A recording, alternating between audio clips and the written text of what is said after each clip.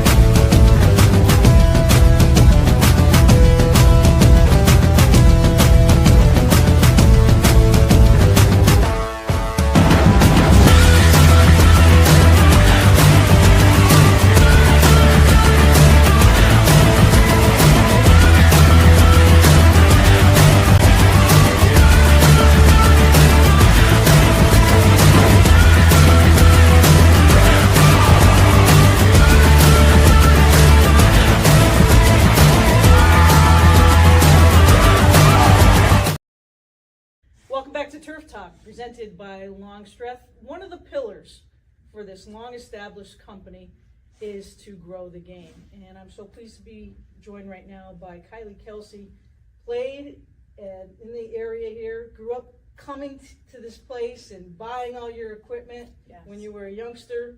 You're growing the game now as a head coach at Lower Merion. What has made you want to stay in the game in a different perspective? I just couldn't let it go. I couldn't let it go. I tell everybody I haven't had a fall without field hockey since I was in 7th grade, either playing or coaching. So I absolutely love being around the sport. I love all the things that it's given me. Really, athletics as a whole is so rewarding, and field hockey has been my focus when it comes to athletics, and it has given me some amazing friendships and set me up in a way in life that I feel like I'm more prepared. I actually probably felt like you came a little bit ahead of your competitors once you graduated and got into, I want to say, a boardroom atmosphere, but into that work atmosphere. Absolutely. Some of the ways that you felt that hockey kind of embraced you that way? Well, honestly, I think I still remember watching some soccer and seeing a picture come up that was posted all over social media of a field hockey player. One of the Argentinian women was bleeding down her face, and it was like, no, I can go on. And one of the soccer players like holding their shin, they're perfectly fine. Like, no, it's ending. This is the end. And I feel like that has sort of given, that toughness is just sort of bred within the field hockey community. So I felt like physically, mentally, I had a toughness that was given to me through field hockey and taught to me in field hockey.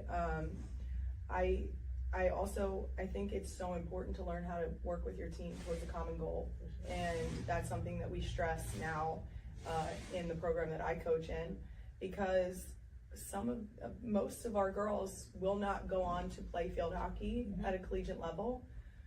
But I want them to have both positive memories of playing field hockey and also the understanding of the core values that it instills in you. Absolutely. So when you play, you're very tall, and when you came in the door, I shook your hand and like, okay, so were you always this tall? And you must, the coaches from different sports when you were in school must have, if you were this tall, They must have been looking at you for volleyball or hoop Yep. or something else. I- So what gravitated you towards field hockey? Yes, so it's a shame. My dad cemented the hoop in the backyard and everything, and he's 6'9", so he was really trying for some basketball. But it didn't stick. There was this love of hockey, that it was this toughness, the skill that's involved. It was exciting, and my length helped. Like a lot of people always ask, doesn't it hurt your back? People that say all the time. And I'm like, if it hurts your back, you're doing it wrong. Bending your knees, getting low, and then my reach was always so surprising to people. So in college, I ended up as a center back. It was a great spot for me because people would think that they pulled just large enough, and not quite. With a 38-inch stick and the wingspan I have, it was not. It wasn't cutting it. So it was really fun to be one of the tallest people out there, and I think that it would have been too predictable had I gone for volleyball or basketball. Surprisingly enough, lacrosse coaches always came for me and said that I could just stand in front of the cage and turn and shoot over the goalie. True story. Didn't stick. No, I tried for 1 year when I was younger, and I still went back to hockey. So you picked Cabrini College to Yes. go to. You're from the area here, and we have talked to different high school players, and we've talked to local college coaches at all levels, 1, 2, and 3, because there's always a home for every student out Yes. there. I'm a firm believer of that. What drew you to the setting at Cabrini College, and was it a combination of a career path and hockey at that time? It was a combination of where I was in life. So I went to community college before I went to a traditional 4-year college, and I did that for 3 years. I was coaching field hockey at the time, and I was so desperate to get back out on the field that I found myself like jumping into a drill or hopping out during a scrimmage, like, oh, we don't have the extra person, I'll do it. It was getting a little desperate, so I decided I'm gonna reach out to some coaches in the area. I knew I didn't want to go far. I knew I wasn't a candidate for lecture halls. A large university was not for me. I emailed maybe 6 to 8 coaches in the Philadelphia area, and the only coach that answered me was Jackie Neary at Cabrini College. And I think that it happened for a reason. I ended up at Cabrini. I could not have loved the experience more. It was incredible. Division III gave me that work-life balance that allowed me to continue my love of the sport and to love and respect the program that they had built there. And Jackie had been there for a long time and had a very established culture. And I just loved Jackie. Like, I don't think there's a single person that went through playing for Jackie that didn't absolutely love their experience. She put together an outstanding coaching staff. We had a couple different assistant coaches while I was there, and every single one of them, she would bring in severely talented and skilled players so that they could impart their sort of newer wisdom on the game and put their playing experience that was only a hair more recent than hers into play for us. And it felt like she was always truly trying to help us be better. She was giving us, not only with her own story, but the other women on the coaching staff, these outstanding women examples that we then got to work with on a daily basis. So through and through, the best spot. The growing the game piece, as far as I understand, you were involved in the clinic Yes. in the Kansas City area. Yes. And wouldn't think of the Midwest being a true hotbed, but what have you learned? You know, obviously St. Louis is very good. They play in the A-10. Yes. But some of your thoughts on growing the game, bringing the clinic to the Kansas City area, and what did you learn from it, and trying to get those student athletes to come out? It was so rewarding to be able to have those athletes out. Some of them, we were introducing the game to them, which is so much fun to see it for the first time. Right. And a lot of them had already had the experience of being introduced, but had not sort of had the excitement built yet. And I think there is so much excitement in hockey, and I think that obviously the Midwest is not necessarily doing a bunch in hockey. I found that out the hard way when I was talking to my now husband about hockey when we first met, and he asked what a field hockey stick looked like. He's from Cleveland, Ohio, so we won't hold it against him, but it was crazy to me to think that we're not that far from Cleveland and he had not seen a field hockey game before. So when we went out to Kansas City, Longstreth was kind enough to partner with us there. We were able to bring equipment that could stay with the athletes that came out to the clinic so that they could continue to play in their free time. I partnered with a team there who holds leagues throughout the year and clinics throughout the year. I was invited by one of the individuals that's very involved out there. And then we also had communication with the St. Louis Hockey Club, which, like you said, is their hotbed out there. Right. It really is their hub of hockey. And so to be able to pull some of that excitement from St. Louis to Kansas City with that clinic, but also just to see the excitement. It really was so rewarding. And I hope that at least a couple of the athletes continued. But some of the older athletes that I got to see who have been working with the club team that is in Kansas City, they were so impressive. And it was so fulfilling to see that they were not missing their calling to hockey because the opportunity was there for them. And you just wonder across the country where hockey is not readily available. Sure. Who are we missing? Right. Who are we missing that could really excel in the sport?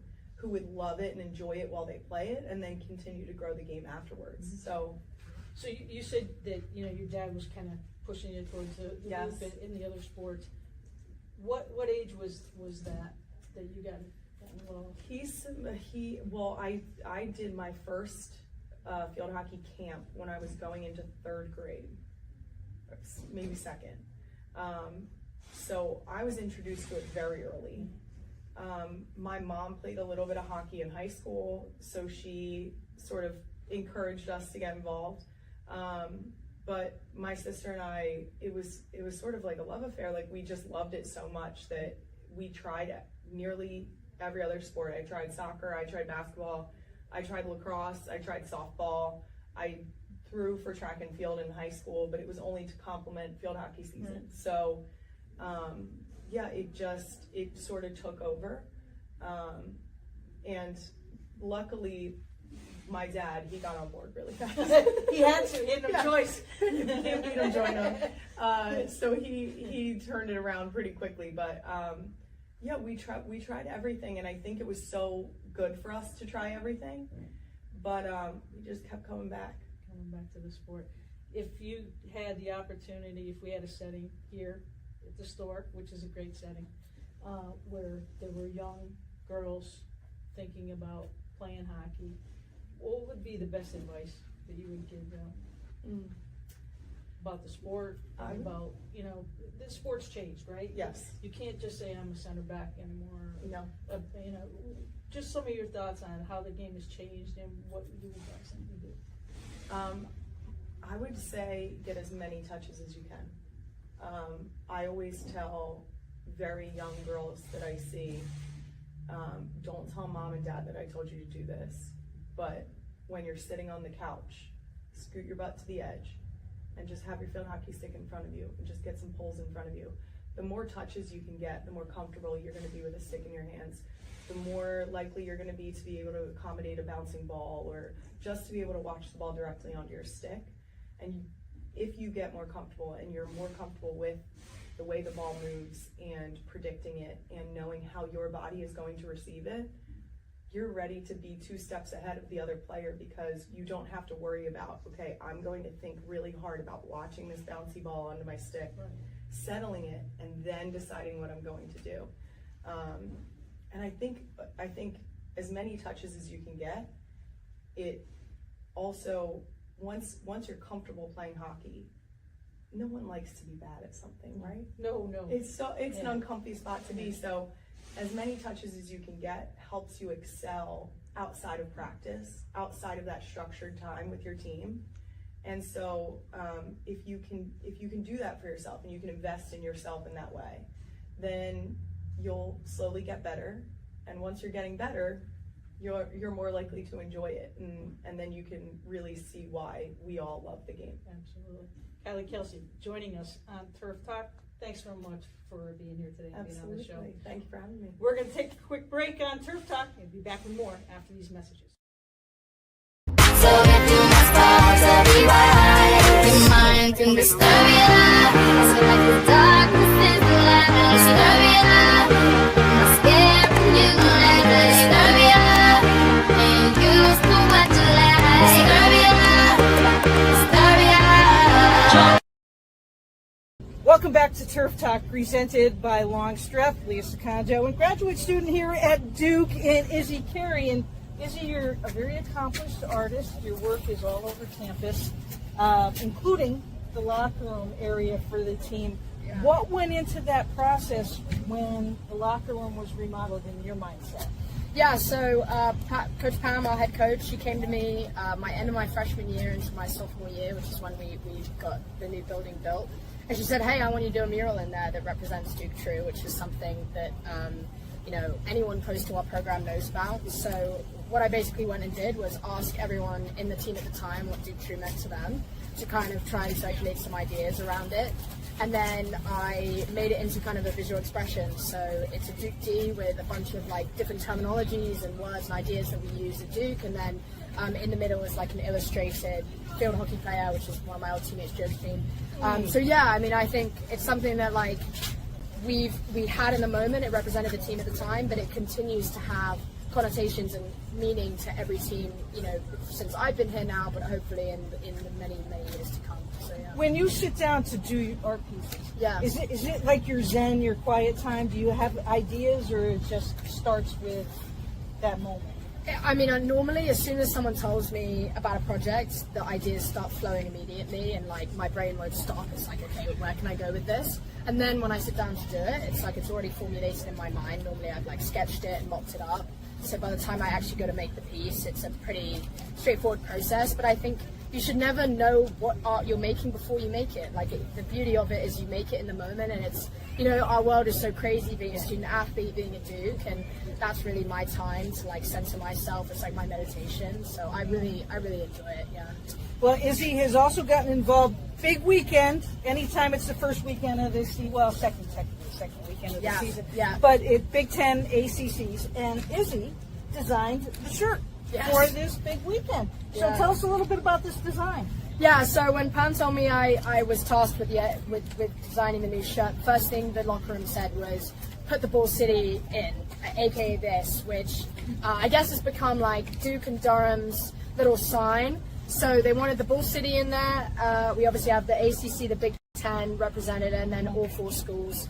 We get one of these shirts every year, so I've got 4 now. It's pretty cool that I get my own one, because the last time we hosted was my freshman year. So it's pretty cool. They all saw it this morning, and they all liked it, and they're happy we got a white shirt. So yeah. Absolutely, great design. Now, also getting back to like real life things that you're doing away from the field, augmented reality. Remember those words? It could be like the AI piece in the artist side. Totally. Tell us about that. Yeah, so last year, my senior year, I did a thesis project where I made I call it a dynamic canvas. It's effectively a 8 by 12 foot mural for Duke Athletics with several different athletes in it that have been painted. I spent 3 months during season last year painting it.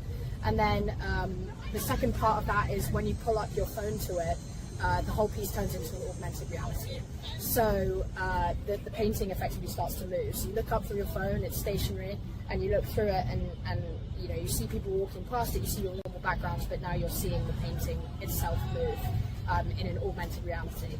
And that's where those words come in. So that was a year-long project. It's opened some really cool doors for me. I take it round to a bunch of campus events, to games, and the whole idea is that you kind of use fine art to elevate the sportscape. You take what we know from social media, from these videos, short form videos that we're doing right now, and like how do we implement that into the physical space of a sports stadium and of a sports experience, and kind of create this hybrid memory creation that gives you a more pleasurable outlook on whatever sports event you're in. So that's kind of my plan, to take that and go with it into the the coming years, and maybe get some pieces around Duke and around other places. But yeah, that will be continuing to go out this year and make its round. It's something I'm really proud of. It's the only one in the country. It's the only one made so far. So can people see it anywhere online at this juncture? Yeah, so it's on social media. It's on Duke Athletics social media. It's on mine. It's in my portfolio along with my thesis dissertation that kind of goes into all of the psychology and all of the ins and outs of it. But then, you know, I'll announce when it comes to games. So if anyone's at Duke games, whether it be lacrosse or football or basketball, it goes to that.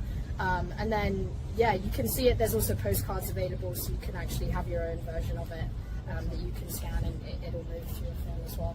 Issy Carey, graduate student, Duke Field Hockey. Remember it. Thanks so much for joining us. Thank you so much. Issy, this is great. We're going to take a break and be back with more on Turf Talk after these messages. Stay with us. So if you must fall to be wise, your mind can disturb your life. So like the darkness is the light and disturb your life. I'm scared from you like the disturb your life. And you must know what you like. Disturb your life. Disturb your life. Welcome back to Turf Talk, presented by Longstreth. I'm your host, Leah Secondo, and joining us today on the show is the goalie trainer, Emily Snowden. And Emily, we talked about equipment and how it's vastly changed, the blocker especially, the drills that sometimes you take your goalies through just to kind of work that hand-eye coordination. Yeah, we can take a look at that and see just how the save should be made with that left hand protector. Check out this video in my facility. Take a look at how that save is made with the left hand protector in this video we made. So that's a look at how you make that left hand high save. And the goalkeeper in that video had this hand protector on. I want to show you how it's an improvement from this pad. This is a great left hand protector, but as you can see, this one has more surface area. Yeah. So not only does it have more surface area, which we love, but it's also thicker, creating a really strong rebound for the goalkeeper, which I love. Now, one of the things that I don't think people talk enough about is this flat edge on the top. So we talked about aggressive goalkeeping, Right. being dynamic on the ground. This allows a goalkeeper to have it on and to use this as a point to get up if they're on the ground, to push their chest up, to create an even bigger surface area. So not only is this great for making left-hand high saves, of course, but it's also allowing goalies to be more dynamic, more athletic, and quicker to get from the ground to get up by creating this really strong base here. So definitely a piece of equipment that's worth investing in. Gotta have it, that blocker, Yep. flat side. Always remember that. Emily, if people want to get in touch with you, what is the best way to get in touch with the goalie trainer? Yeah, so if you want to learn more about my programming, you can check out the Goalie Trainer website. It's just www.thegoalietrainer.com. If you have any questions or you want more info, you can email info@thegoalietrainer.com. You got it all. The goalie trainer with us on Turf Talk. More after these messages.